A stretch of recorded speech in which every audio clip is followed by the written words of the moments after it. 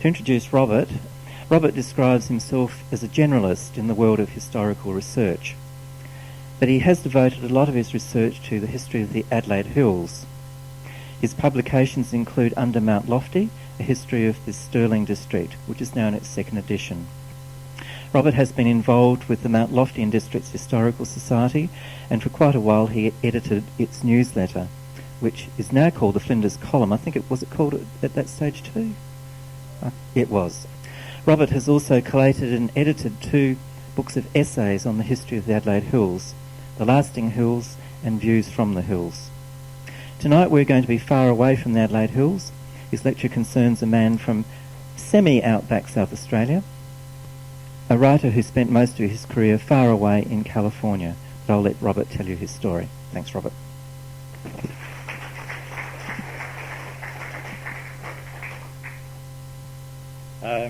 Thank you, Jeffrey. Well, ladies and gentlemen, we're going to begin with a couple of minutes of film footage. Actually, this is a home movie.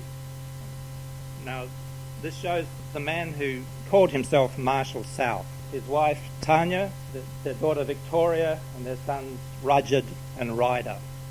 This film is taken in the town of Julian in southern California.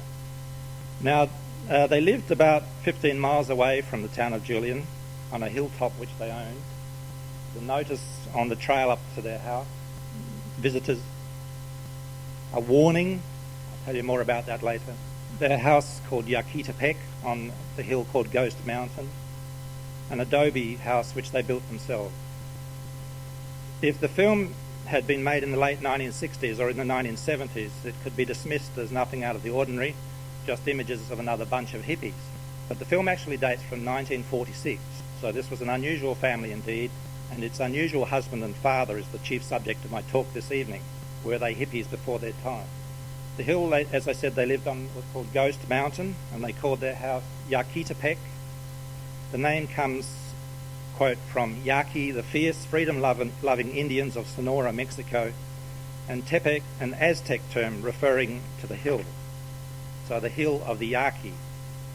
And Marshall and his wife Tanya also referred to their house as the House of the Sun, even though that's a wintertime picture. And they said in a booklet they called this house the House of the Sun by divine command, proclaiming anew the ancient fundamental religion of the fatherhood of the Great Spirit and the brotherhood of all his creation. They lived there with a couple of breaks during the war from 1930 to 1947. This was on the western edge of the Colorado Desert in southern California, and the site of Yakitapek is now part of the Anza Borrego Desert State Park.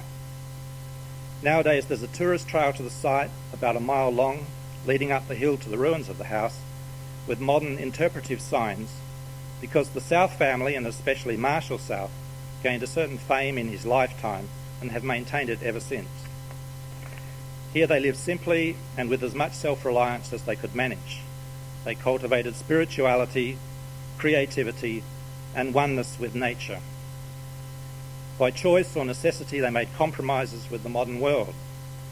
Marshall did run a motor car, a 1929 Model A Ford. It was left parked at the bottom of the hill, and once a month he drove into the town to get supplies. They built gutters and cisterns at Yakitapek to catch the rainfall, but they didn't always get enough water. Sometimes they had to fetch water in their car and then physically haul it up the hill. Marshall and Tanya were both writers and poets, and both were artists. This was partly to earn some money. Marshall is described as an artist who painted in watercolours and oils, made pottery, carved wood, and designed iron sculptures. He also worked in silver and leather, made weavings, and ran his own printing press, creating booklets, greeting cards, and newsletters decorated with coloured blocks hand-carved from linoleum. To earn money, which the family still needed, if only for basic supplies and occasional medical and dental treatment, they made items for sale. Now, the chief items that Marshall made for sale were novels. These were mostly westerns, thrillers, cliffhangers, potboilers.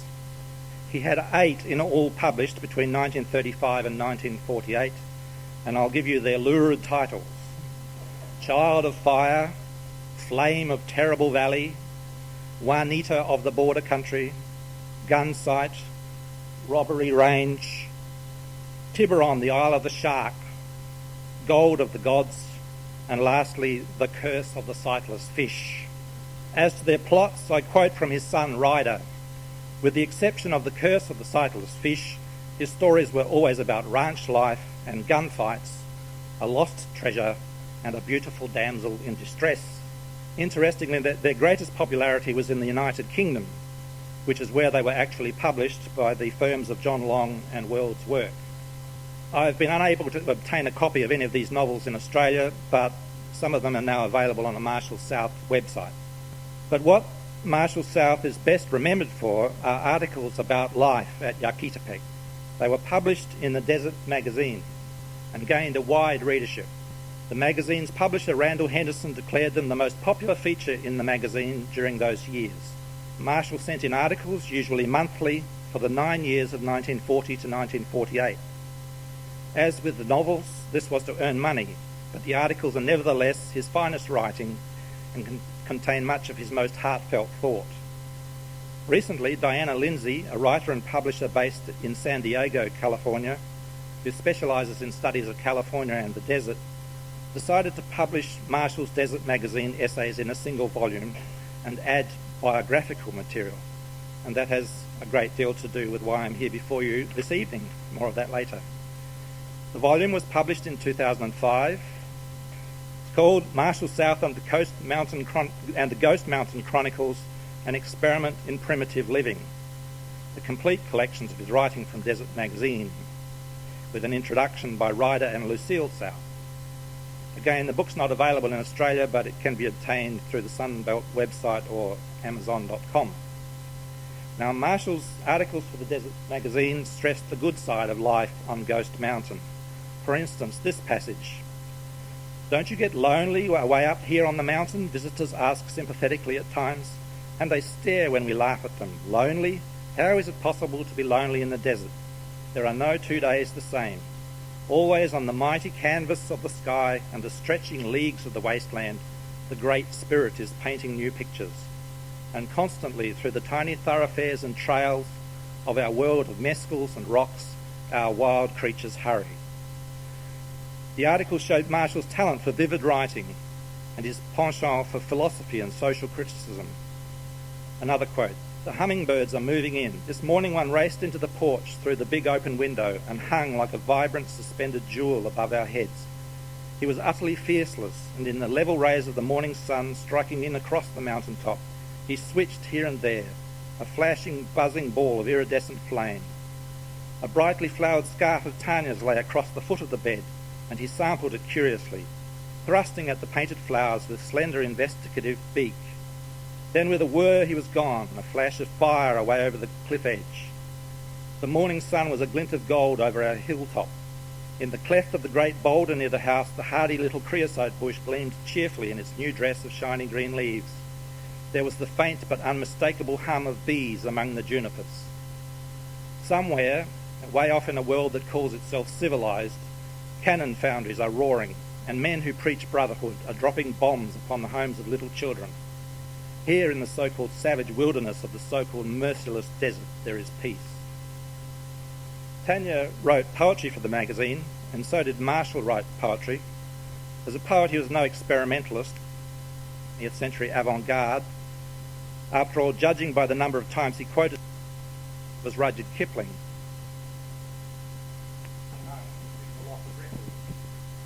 Lately, the site has been determined and marked with a plaque. Tanya sold Ghost Mountain to the Anza Borrego State Park in 1958. Over the course of the half-century after Marshall's death, Tanya usually refused to talk about her life with him. Diana Lindsay, who I said published Marshall's collected essays recently, much earlier when she was a student writing a thesis about the desert, she called at Tanya's house in the 1970s but was sent away. The son Ryder also declined to speak. Marshall remained a figure of wide interest, but when it was proposed to commemorate him and his lifestyle, Tanya said in 1983, "The idea of establishing a cultural preserve to honour the stark, miserable existence on the mountaintop that Yaquitepec represented is quite absurd to me. Marshall has glorified our existence on the mountaintop in his articles in the Desert magazine. He was a superb fiction writer. Tanya died at the age of 99 in 1997, nearly 50 years after Marshall's death. Diana Lindsay then returned to the study of Marshall's life and proposed, as I said, to publish his collected magazine articles with a biographical foreword. And now the son Ryder was partially cooperative. He said that he'd been silent hitherto out of respect for his mother's wishes. A huge stumbling block to the biography was that so far no one had been able to discover the details of Marshall's early life, especially before his 20s. Where had he come from in the first place? Ryder has been especially helpful to Diana Lindsay in providing reminiscences, but I say that Ryder was partially cooperative because Diana found that he would not volunteer information and would answer only the most specific questions. Here is Diana's own account of the steps by which the mystery was solved. The first question I asked Ryder was, why was Marshall called the Hermit poet? Marshall wrote the articles for Desert magazine, but it was Tanya who wrote the poems that were included with the articles. So Ryder gave me a 3-ring binder as a response filled with Marshall's poems and no further explanations. The poems were beautifully written. Many were published in the Los Angeles Times beginning in 1913. Curiously, all of these poems were republished one day later in the Oceanside Blade. I asked Ryder if Marshall had lived in Oceanside, and he said yes. And that was the beginning of collaborative research. I enlisted the help of Christy Hawthorne, president of the Oceanside Historical Society. I asked her to go through every newspaper that published one of the South poems, specifically to look for any editorial comments that might give information about South. She found a big surprise. The South poems were written by Benjamin Richards. There were also many comments about Benjamin and his activities. When I asked Ryder if Marshall was a pen name, he said yes, but I failed to ask at the time if his real name was Benjamin Richards. Continuing search in the Oceanside paper revealed the names of Marshall's mother and brother. I conducted searches for birth certificates in England, where Marshall claimed he was born. However, genealogical research based on his mother's name, and Diana used Ancestry.com, research on his mother's name placed her in Adelaide, South Australia, and not in England, even though his mother also claimed she was born in England. When I asked Ryder if his father was born in Australia and not England, he said yes. End of quote. And so it was discovered that Marshall was a South Australian by birth, and that his original name was not Benjamin Richards, but Roy Bennett Richards, a name which Ryder finally confirmed. Through the website of the Professional Historians Association of South Australia, Diana Lindsay contacted my partner Patricia Summerling in 2004 to do some research on Roy's early life, and Pat handballed the task to me as she was very busy at the time and I was not. So my contribution to the South Australian story consisted of research to fill out the details of his early life. What follows is a sketchy account of Roy's family background and early life in South Australia. My sources have included other people's family history research and general research, but I myself undertook some primary research in, for instance, the files of the newspaper, the Port Augusta Dispatch. To begin with the family background, there is Roy's grandfather on his father's side. Thomas Richards was born in Cornwall in 1820. He, like a good Cornishman, was a miner. Thomas married Fanny Bennett, also of Cornwall, hence the name Bennett passing down the line. They migrated to the United States. The state of Michigan was undergoing a copper boom in the 1840s and was for a time one of the world's chief sources of the metal, so there Thomas got work. Their first child, Caroline Ann Bennett Richards, was born in America. Their son and second child, William Charles Bennett Richards, was born in Michigan in 1847. He's of special interest to us because he was Roy's father. He's known as Charles or Charlie or Charlie Bennett or CB. The family returned to the UK. Fanny Richards died at some stage and Thomas remarried to a woman named Mary. They came to South Australia in 1856 with the two children, Caroline and Charles, again so that Thomas could work in mining. They sailed from Southampton on the Duchess of Northumberland in November 1855 and arrived at Port Adelaide in February of 1856. Thomas was for a time manager of the North Rhine copper mine near Cainton, but he later left mining for farming near Kapunda. That was about in 1861, and he died at Kapunda in 1882. So the son C.B. spent his teenage years in and around the rambunctious mining town of Kapunda. Charlie, C.B.'s first marriage was to Annie Longmire at Kadina in 1867. I say first because this was not Roy's mother. The bride and groom were 19 or 20, and his occupation was given as farming at Salt Lake near Lochiel. They had two sons who survived infancy, William Charles Bennett and Henry. This marriage ended in divorce in 1875. It was Annie who sued for the divorce, citing adultery and desertion. Bearing in mind the difficulty of getting a divorce in those days, especially for a woman, there's a strong indication here that CB was not husband material. Their son Charles worked as an opal miner and butcher, mostly in New South Wales, and died comparatively young. The son Henry became a farmer in Western Australia, dying in 1950, and there are descendants in Western Australia. So Marshall South has living relatives here in Australia, and indeed Loris Richards, the wife of one of Henry's descendants, made some important discoveries in the family history. CB's second wife and Roy's mother was Annie Emma Afford. He married her in 1877 at Kapunda. She was born in 1859 in Adelaide, her parents being John Afford and Rosina née Taylor, both of English birth. John and Rosina were early colonists indeed, he arriving on the Cygnet in 1836 and she on the Navarino in 1837, both as assisted migrants. John became a water carrier and then a farmer in Adelaide and environs. They married in 1839 and Annie in 1859 was their youngest child. Annie was 18 at the time of the marriage to CB, who was about 30. CB was in effect marrying a relative by marriage, as his sister Caroline had married Annie's brother Thomas in 1871, with Thomas being a baker at Kapunda. So Marshall South also has living relatives on his mother's side in Australia. During the 1880s, CB was farming sheep at Franklin Harbour on Eyre Peninsula, then in the early 1890s at Windanawi near Port Augusta.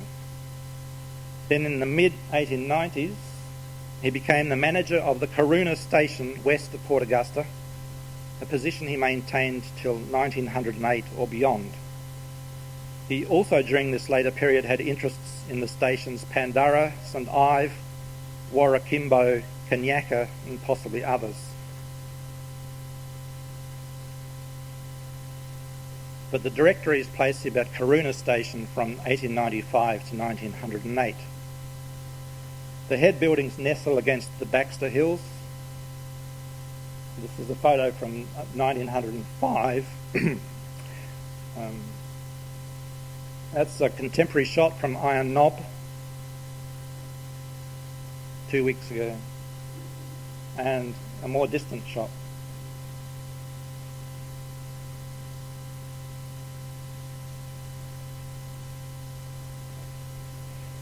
Charles Bennett Richards was a hard man. He had a driven and driving sort of personality.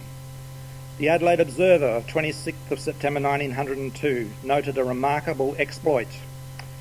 C.B. Richards, with one team of ponies, drove over 320 miles of a heavy bush road in 5 days, accomplishing on the last day in 12 hours driving 120 miles. We question if such a feat has been performed by anyone else in the colony. Norman Richardson of Port Augusta quoted this account in his book of 1925, entitled Pioneers of the Northwest of South Australia. We've got no testimony as to what the ponies thought about it.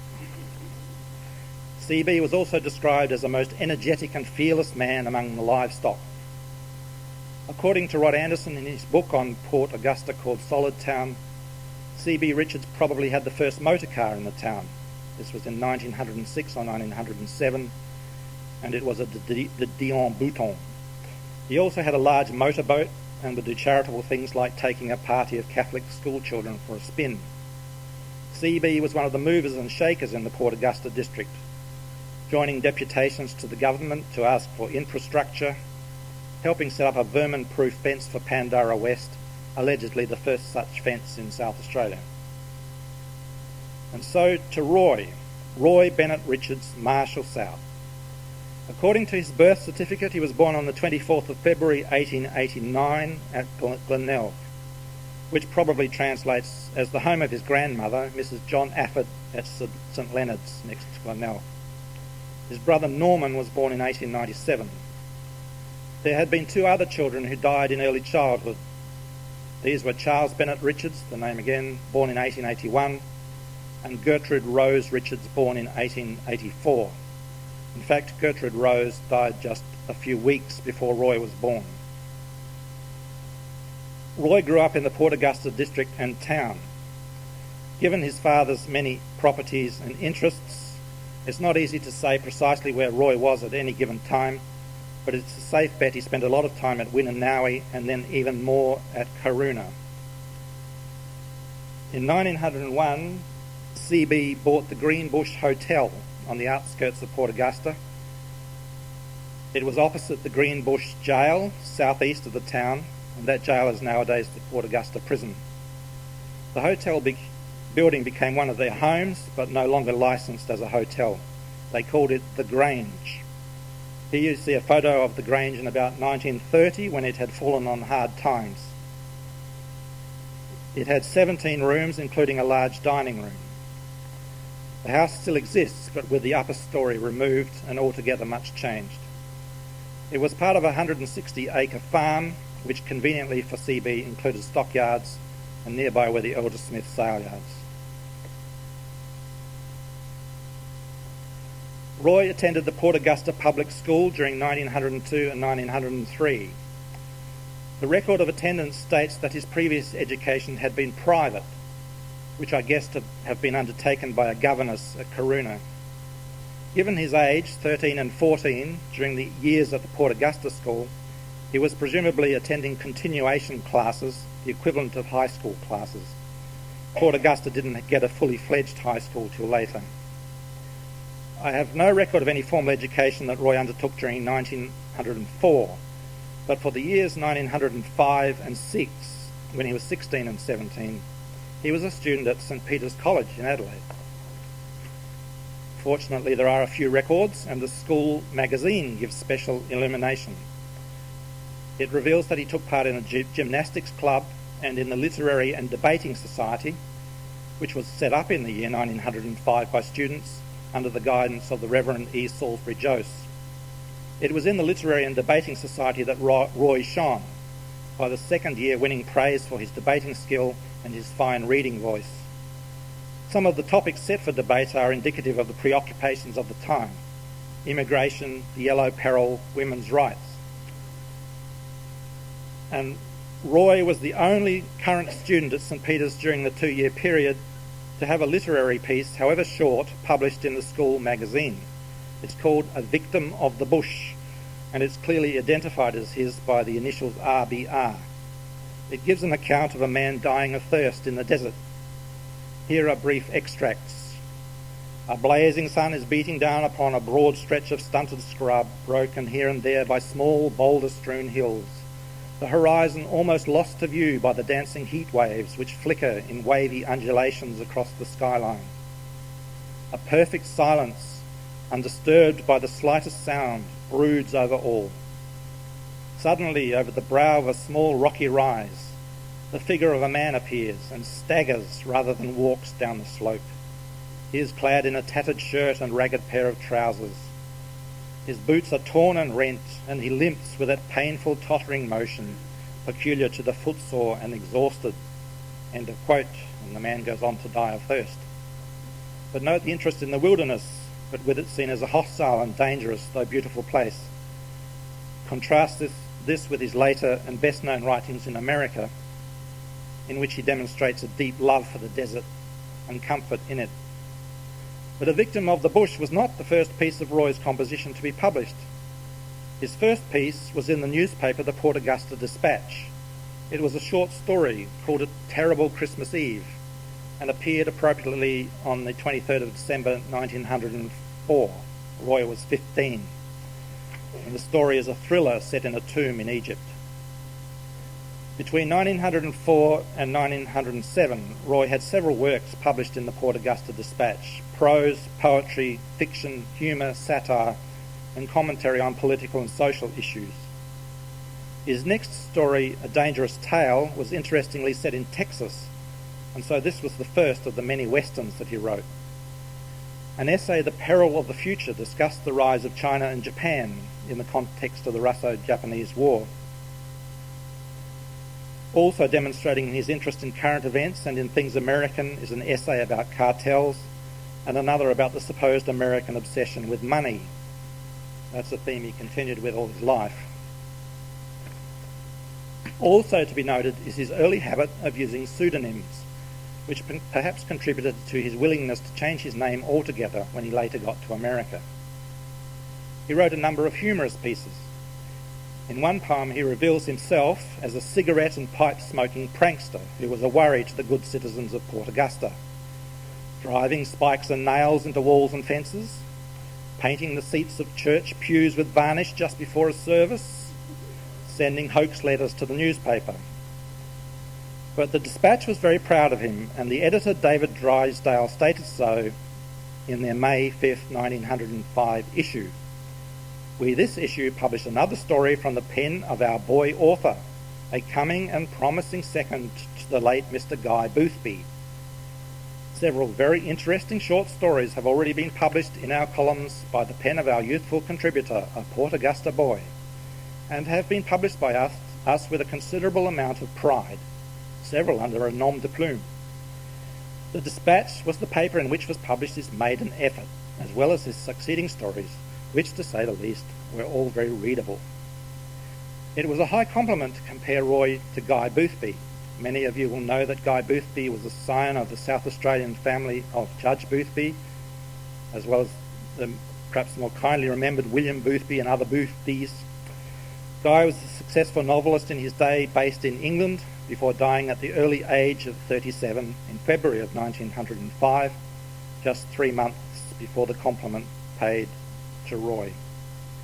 On the 25th of May 1906, the paper carried this caricature, one of a series on local Port Augusta figures. It's called Our Boy Author. But the most prestigious venue in which Roy was published in South Australia, certainly from the point of view of literary history, was the magazine The Gadfly in Adelaide. The co-founder and editor of The Gadfly was none other than C.J. Dennis. Roy's 3 contributions were fairly trivial pieces, but it's still significant that he so young was noticed and published in one of C.J. Dennis's vehicles.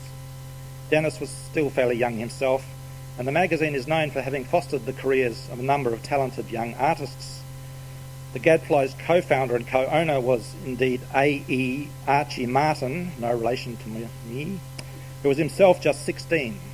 He went on to be a crime writer in the 1940s and 50s. Another notable contributor was Alice Grant Rosman, who went on to be a novelist. Yet another contributing artist was Oswald Pryor, best known as the cartoonist of Cornish life in the Copper Triangle. Although Roy's pieces for the Gadfly were slight, it's possible that one, a mockery of a rich character with a motor car, could have been read by his father as an attack on himself. So Roy was enjoying some local celebrity as a writer and showing great promise for the future. But then his family life fell apart and his South Australian life came to an abrupt end. The story in the family is that Annie and the boys had endured too much abuse from CB and fled from him, taking all the household money with them.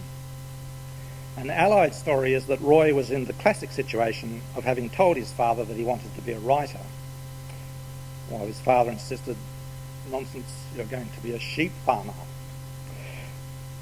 On the 3rd of December 1907, there appeared this mysterious and disturbing notice in the Port Augusta Dispatch. CB wanted information to identify the person who escorted his wife to Saltaire on the morning of the 18th of September 1907 from the Greenbush jail, where she had been harboured for a time against my consent. Now, maybe someone did help Annie to get away, but it's characteristic of bullies to believe that their victims are incapable of initiatives of their own. CB put this notice in the press as well. 2 boys named Roy and Norman Richards, aged respectively 9 and 18, left their home Port Augusta September 1907, probably now under the name of Bennett, Banks or Afford. £30 reward will be paid to the first person giving information leading to their recovery. How Annie and the boys got to America is still unknown, but by 1908 they were in Oceanside, California. I found no record of their leaving from Port Adelaide, and I speculate they went by train to the eastern states and then took ship to the US. It seems ironically they could easily enter the US because CB was an American by birth. Annie got an American divorce. As for CB, he continued as a pastoralist. Details of his life are sketchy, but we know that his motorboat, La Mascotte, was destroyed by a storm at Glenelg. He contracted a 3rd marriage to Marion Westgarth in 1913. They moved to Sydney, but clearly by 1915 life had lost its attraction. CB turned his aggression against himself in the most absolute way possible by putting a gun to his head and pulling the trigger. He was 67. As for Annie and the boys, but especially Roy, there are some mysterious years when we have only vague ideas as to what they were doing. It's believed Roy spent time knocking about the southwestern United States and northern Mexico. This encouraged him to dress up in ways like this. They all played about with their names and the details of their origins, fabricating, in fact, even on official documents, possibly because they feared CB could track them down. But it became a habit. Roy lied about his age. He put it about that he had been an officer in the British Army. Well, it's quite likely he was in the cadets at St Peter's College, which did have its ties with the South Australian military, which all played its part in the British Empire, but... Annie Richards died in 1924, aged 65. Roy's first known work published in the United States was a poem entitled Intervention. It appeared in the Los Angeles Tribune in May 1912. He signed himself B. Richards. By 1913 he was using the name Marshall South, and by 1915 he was using it exclusively. No one knows why he chose this name. One poem showed he had not forgotten Australia just yet. It was in 1914 and was about the sinking of the German warship the Emden by HMAS Sydney during the first months of the Great War. Roy had a specific interest in matters of national defence, which he carried over from his boyhood in South Australia. This was in contrast to his later pacifism. In 1915 he founded an American Defence League and became its inaugural president. It doesn't seem to have gained a large membership and was largely confined to Southern California, but it attracted passing praise from the former President Theodore Roosevelt. In 1916, after the US had entered the Great War, Marshall, as he was then known, was drafted into the US Army and served in Arizona and Texas during ongoing tension with Mexico. It was in Arizona that he met his first wife. Yes, Tanya was his second wife. His first wife was Margaret Frieda Schweickler, whom he married in 1918. Their son Marshall Jr. was born in 1919, so Ryder, Rudyard and Victoria had an older half-brother, just as Marshall, or Roy and Norman had older half-brothers. Marshall Jr. went on to work in aeronautics and died in 2002. Marshall and Margaret separated in...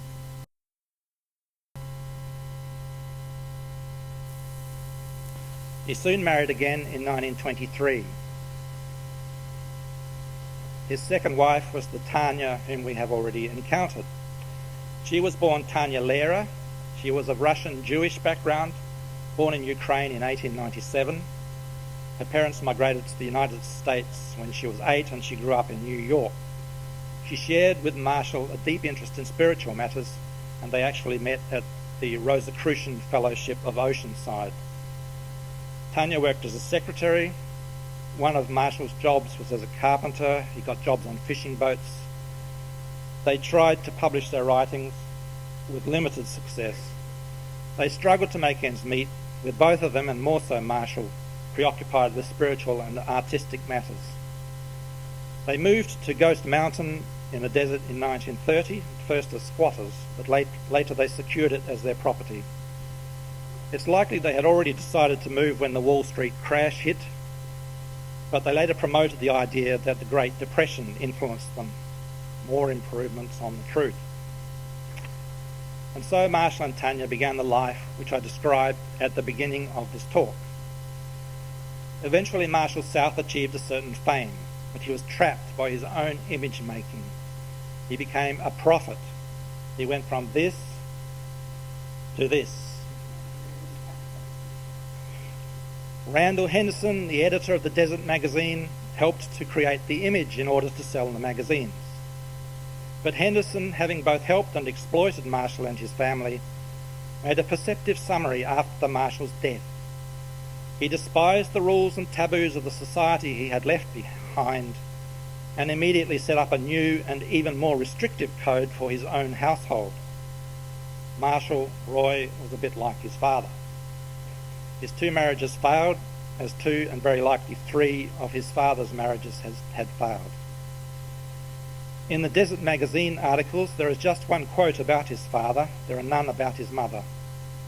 The reminiscence is not specific as to the place, but it can only have been in South Australia.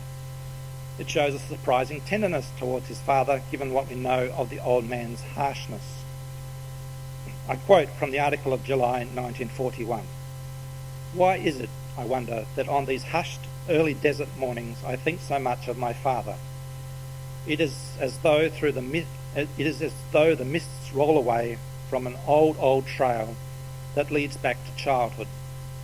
I see him again as he used to be, with his team and buckboard, driving on lonely roads, silent, keen-eyed for the trail, in the faint light that wraps the world long before sunrise." Marshall South was seduced by the psychologically dangerous idea that you can simply deny your unhappy earlier life, deny your history, pretend that it never was. But what seems more healthy is to acknowledge it and deal with it. We can only speculate on what Roy's career might have been had he stayed in Australia. Would he have gained fame by living in the outback and writing about it? His love for the desert of America's southwest must have been influenced by the time he spent in the arid regions near Port Augusta. One is drawn to the contemplation of similarities between the California desert and outback South Australia. Surely his later deep interest in the life of hunter-gatherers was influenced by his inevitable contact with Indigenous Australians in South Australia, as he grew up in Port Augusta and on pastoral stations nearby, but he does not reveal it. Instead, he concentrates on the Native Americans, whom he cannot have encountered till he was a young adult, travelling in the southwest of the United States and in Mexico. Did the Aborigines, as well as the Native Americans, influence him to go without clothes? In this image, painted only a few months before his death, we see Marshall portrayed as a Native American. He even claims to have some Red Indian ancestry, but so far as I know, there were not many Red Indians in England or Cornwall. For all the pathetic, foolish, even ludicrous aspects of his story, for all his stubbornness and lack of consideration for Tanya, there's still something to be said for Marshall South as one of those people who have argued that our civilization is not all it's cracked up to be. Especially at this time when it's possible the world is heading into another Great Depression because of over-borrowing and overspending, when even in good times there seems to be so much emotional and spiritual emptiness and disorder. Can there be something in Marshall South, Roy Richards' decision to opt for simplicity and creativity? We need not follow him so far as a life of nakedness in a desert, but we might just benefit from a commitment to a less materialist and consuming existence and to the paradox that less is more. But Marshall, Roy, the boy from Port Augusta, on this occasion at least, have the last word. From 1948, the year of his death. Mankind is tired. Something is wrong with the picture. They have feasted upon the Dead Sea fruit of progress and mechanical gadgets, and the core of it all is ashes. Gadgets and noise and show and television and music that comes out of the thin air are poor food for the soul if the price in heartache and tears and shattered nerves is too high. Mankind everywhere is today seeking an escape from the monster which they themselves built. They seek peace and quiet lives and old-fashioned pleasures and virtues, and the right to do things for themselves with their own hands. And that is the reason why more and more soul-sick human beings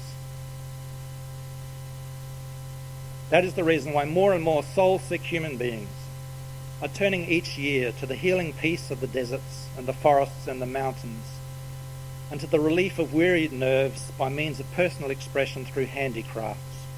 It is a good sign and one to rejoice over, for in this direction and in this only lies the salvation of our present progress-mad age. Thank you.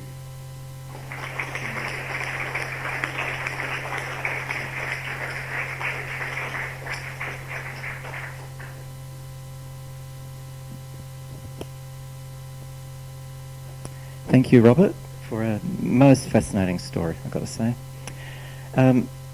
Last time we had 3 microphones, this time we've got 1. So given that you can probably make yourself heard, I will walk and see if anyone's got any questions that last night to ask Robert. Thank you for a most intriguing talk. Why did you undertake to research Marshall South, and how long can you estimate did it take?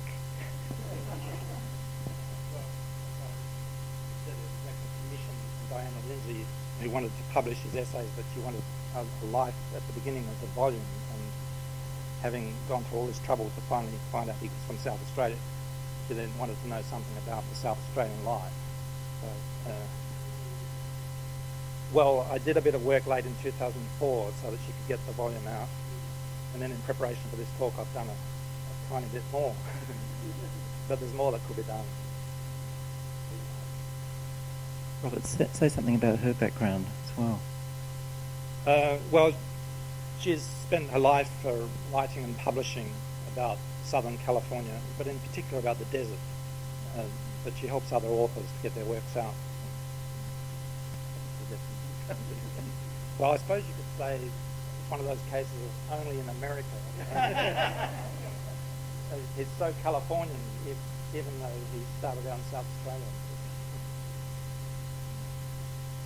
I guess the other thing you could say is the old adage that fact is stranger than fiction. It's one of those exercises where if you set out to create a story like that, you'd be really hard-pressed to come up with all those intricacies. But it certainly came through. The man knew how to put words together. Yeah. The imagery that came through from some of his writing is quite remarkable. It'd be interesting to read one of his cowboy stories, see what they're like. They may not have quite the same descriptive passages in them, but the action sections probably would be quite worth reading. Yeah. But what an amazing story. So, Robert, thank you very much for sharing that with us tonight. Please show your thanks.